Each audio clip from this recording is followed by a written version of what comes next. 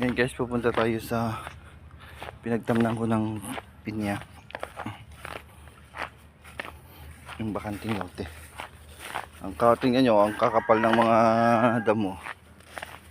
Kakapal ng mga damo. Kaya ako ay napapagod na rin. Kaya nangiram ako. Yun, yung baka na yun. Yung baka na yun na dalawa doon.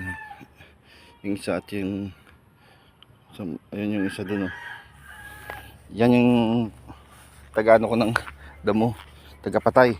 Tsaka yan yung makaya na to. Yung sakit niyan. Sakit niyan yan. Tabasin. Kaya yan, ano ko muna, nilagay ko dyan.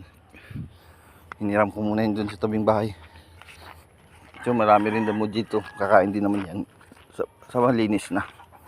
Ngayon, papakita ko sa inyo yung pangalawang batch na ilalagay ko. Dito tapos na yun eh. Dito. Hanggang dun yun sa dulo. So mga 70 piraso yan isa. So, dito naman yung pares niya, sa kabila naman yan. Inukayan ko na naman yan, papunta rin dun sa dulo. Ang mahal dito ng ano, napula niyan, pero malalaki na rin. Yung sucker ba yun, sucker nito. Tawag, sungi na suhi. Kaya tapos sa sunod naman, dito sa isa. Pagod pa mag-isa ka lang. Oh, ayan, mga saging dyan sa tabi. Tapos, tumulunggay.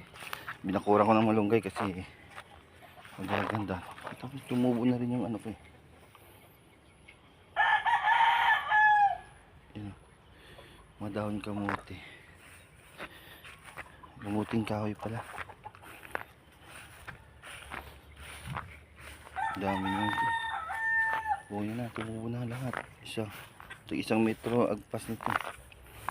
Okay na rin. Tumubo na rin lahat. Meron pa ako natitirang mga punla. Yung kahoy niya isang bugkos pa.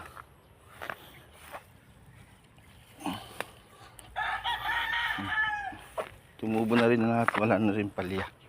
Hanggang dulo. Oh, yun. Dito may dalawa pa. Hindi pa siguro nalabas.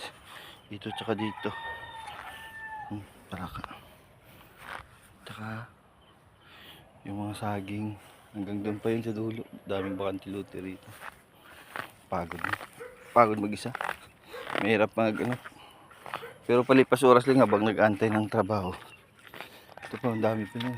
Hanggang doon pa yan sa pader. Oh. Ang dami pang dadamuhan. Kaya mahirap. Baka na lang pakainin mo para mabilis. Para pag kukunti na lang, gagantuin na natin o kukunti na lang. Hanggang doon yun sa dulo. Bali pag mga ganito, isang ano nito guys. Isang plat niyan, 150 piraso. Pag naubos, natam na natin natin. Kaya ngayon, kukuha ulit tayo ng bini. Malayo pa. Series pa yung kinakarga nito ng bini. Tapos susunduin pa sa terminal. Yan. Yung variety pala nito, Hawaiian variety. Hawaiian. Yung pinya ng Pasig City sa Iloilo. Doon tayo nakuha ng bini. Magaganda doon tsaka malalaki. Yan, bakante. Dito pa, susunod. Pag maganda-ganda. Pag sinipag ulit. Pagod eh. Pag baldado, lawas pag isa lang. Ito dami pang dadamuan kaya paubos muna sa baka. Pero maganda rin naman yung ganito. Plat. Maganda rin ito pag natam na nila. Dalawang pagkabilaan.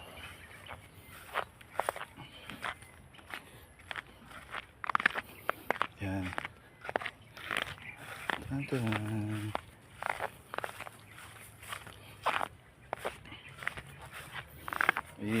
Okay na rin siguro yung spacing yan. Ganyan ang kalaki spacing yan.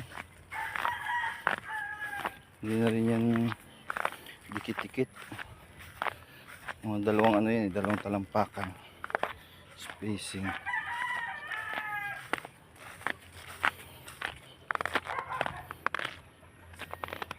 Ayun na guys, nakita ko naman sa comment lang dito yung mga ano, yung may mga suggestions dyan, maganda diskarte at paano mag-alaga ng pinya. Kasi ang alam ko plant and forget lang to eh. Awabudungan mo lang every 2 months eh, tsaka damuhan. Yung mga may suggestion dyan, comment nyo lang dito para magpalitan lang tayo ng idea. Nakakatulong din kayo sa akin sa mga baguhan na tulad namin. Salamat guys. Chip hip hip hooray. Maligayang ani.